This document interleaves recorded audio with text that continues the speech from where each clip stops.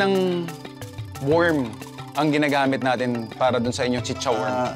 Ito, sir, tinatawag din karamihan nito na superworm. Ang superworms ni Sir Elmer ay larva ng darkling beetles. Ang mga insektong ito ay scavengers na namumuhay sa ilalim ng mga bato o kakahuyan.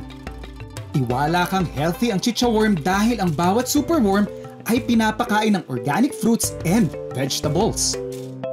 Sir Elmer, so after po natin siya ma-harvest, ito hinugasan na po natin. Opo. Hinugasan niyo po ng ilang beses to?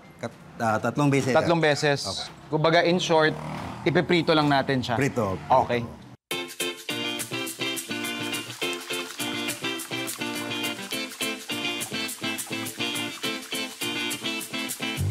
So isa, libre, ayun, oo nga. Malutong ng malutong nga. Maraming. Oo. Okay.